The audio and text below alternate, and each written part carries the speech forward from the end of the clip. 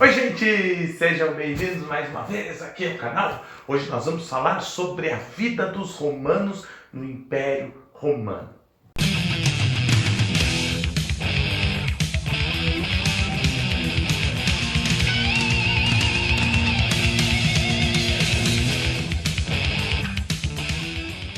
Nossa aula vai ser sobre o cotidiano dos romanos, durante o auge do seu império, principalmente séculos 1 e 2. Primeiro vamos fazer algumas divisões aqui durante a aula, para ficar mais fácil a gente entender um pouco, este cotidiano aí romano.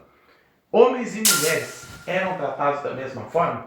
Como em toda a antiguidade, a resposta é não. Havia uma diferença de gênero aí, Os homens participavam da política, das decisões majoritárias ali da cidade, mas ao contrário de outras civilizações da antiguidade, a mulher em Roma tinha um espaço também.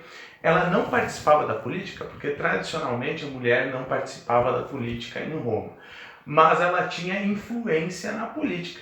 Nós temos as matronas. Não é a matrona dos 7 pecados, As matronas eram as grandes chefes da casa, mulheres poderosas que tinham influência na política romana. Fúvia, Lívia são 2 exemplos de matronas aí que nós tivemos nas aulas anteriores ali, Mas a gente pode até colocar aí a mãe do Nero também nessa história, apesar do filho ter matado ela depois, As mulheres mais ricas tinham essa influência aí, Mas elas também se ferravam, porque o casamento nas classes mais altas geralmente era para fazer algum ajuste aí, algum acordo, Então as mulheres de famílias mais prestigiadas daquela época, elas não escolhiam com quem iriam se casar. O casamento entre os mais pobres geralmente era uma aliança para sobreviver, Eles ficavam juntos geralmente para poder sobreviver ao mundo cruel da maioria da população romana.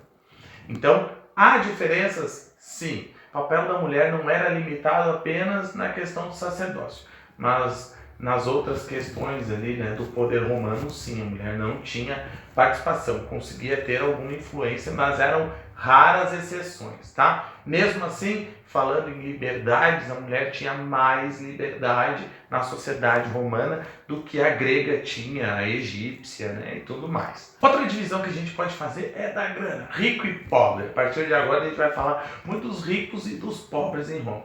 Lembrando que durante o século 1 e 2, Roma tinha por volta de 50 a 60 milhões de pessoas. Os ricos estavam numa parcelinha de 300 mil, Então, e foram estes ricos que escreveram a história romana. Então, muita coisa sobre as classes mais baixas se perdeu. Primeiro porque as suas construções eram mais precárias, elas sumiram, a arqueologia não achou, E outra porque não tinha muito manuscrito dessas classes mais baixas de Roma aí presentes para a gente poder analisar, de forma mais profunda.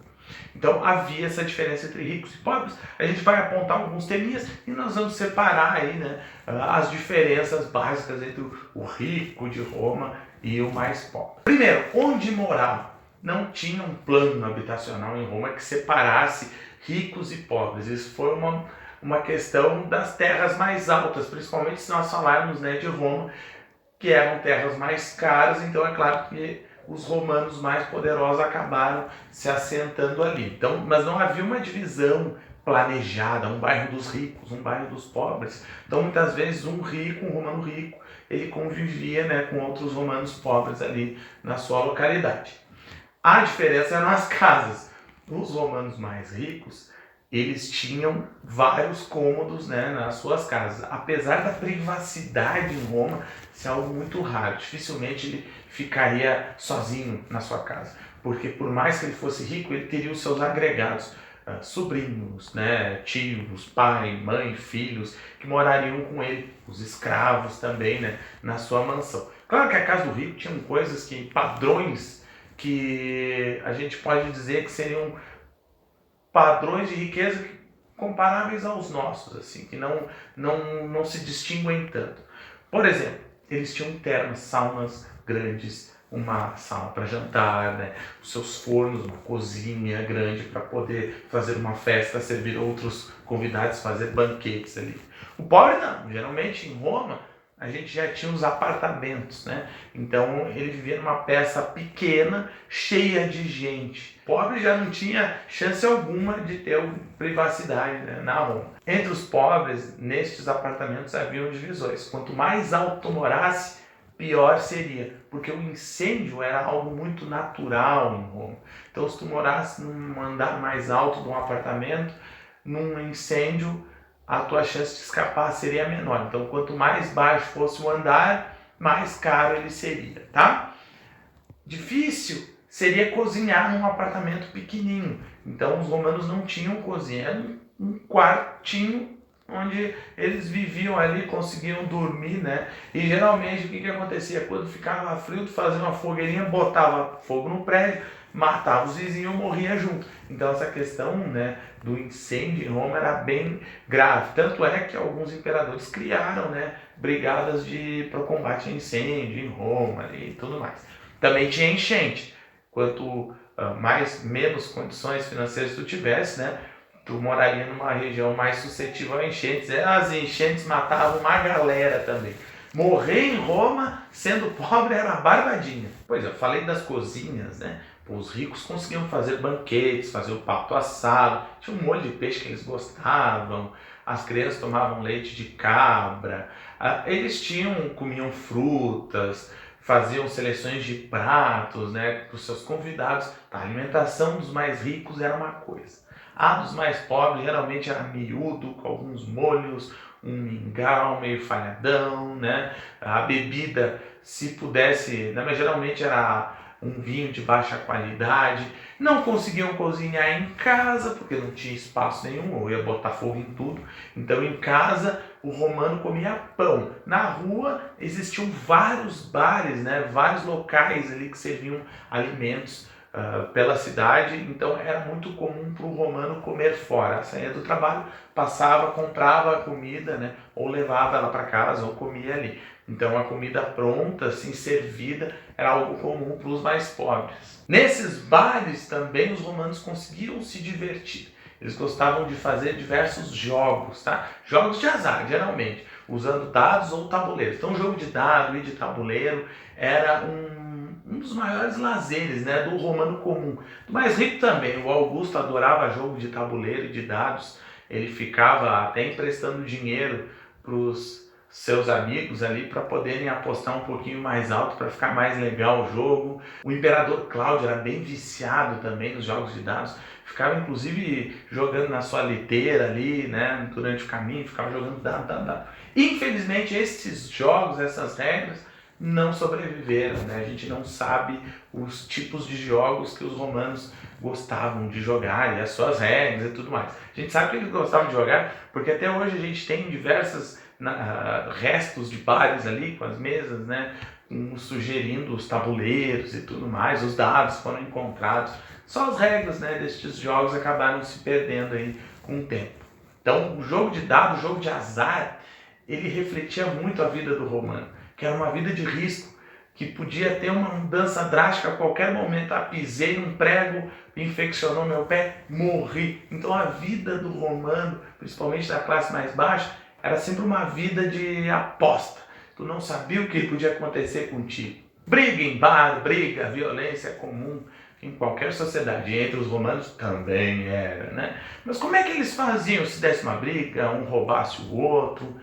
Dificilmente Roma teria leis para isso. O sistema jurídico romano não existia para os mais pobres. Ele era sobrecarregado já pelos mais ricos. Então, dificilmente uma pessoa mais pobre teria acesso, né, ao sistema jurídico romano. Teria que contratar um representante e tudo mais. Esquece, eles tinham dinheiro para se alimentar, para sobreviver. Não era para isso. Então, quando um cidadão mais pobre sofria, né, uma agressão, um roubo, ele tinha duas chances. Dois caminhos. O primeiro é o da vingança e o segundo eram os deuses. Sim, era apelar para os deuses. Tinha oráculo para tudo quanto é lado em Roma. Oráculos ficavam lá dizendo, foi esse que roubou, desejo mal para ele. Então os deuses eram muito utilizados aí quando havia ausência da lei, né? E a lei ela era ausente para grande parte da população mais pobre ali de Roma. Falando em religião, os romanos acreditavam em vários deuses. Vocês já viram, né? Zeus é Júpiter, Cronos é Saturno. Os nomes dos planetas, né, foram dados a eles, claro, inspirados nos nomes dos deuses romanos, que em grande parte eram cópias dos deuses gregos. Então a gente tem uma relação muito forte da mitologia grega com a romana. Por exemplo, Afrodite é Vênus, Atenas é Minerva, Júpiter é Zeus, né, para os gregos é Júpiter. Então essas transformações, estes deuses faziam parte também do cotidiano romano. Mas não eram somente deuses gregos, a gente tinha deuses de tudo quanto era parte do império. Não, a gente tem que pensar que o Império Romano era grande. A cada conquista dos romanos, eles agregavam seus deuses. Até mesmo a gente tinha em Roma um culto à deusa Ísis, que é uma deusa egípcia. Mas tudo ia mudar, né, a partir do século I, quando a gente tem a chegada dos primeiros cristãos ali em Roma. No começo, os cristãos nada mais eram do que uma seita judaica bem radical. Então eles sempre foram a minoria. Durante estes primeiros séculos aí, né, da história romana, os cristãos nem eram chamados de cristãos, né, eles eram judeus, mas com o passar do tempo, por terem uma crença diferente, né, da judaica, eles passaram a ser chamados de cristãos, provavelmente pelos romanos que não tinham entrado ainda na religião. Então, um apelido de fora, né, para dentro. O cristianismo ele vai se expandir a partir do momento em que a população romana começa a sofrer cada vez mais a crise do império, a insegurança, as diferenças, né, começam a aumentar as diferenças sociais, a pobreza aumenta. E o cristianismo trazia uma ideia de igualdade, uma ideia de esperança. E com o tempo, aqueles cristãos que representavam por volta do século I e II, 200 mil, 300 mil fiéis no máximo, começariam a ganhar corpo, a tal ponto que o cristianismo se tornaria, né, a religião oficial de Roma, lá em 380.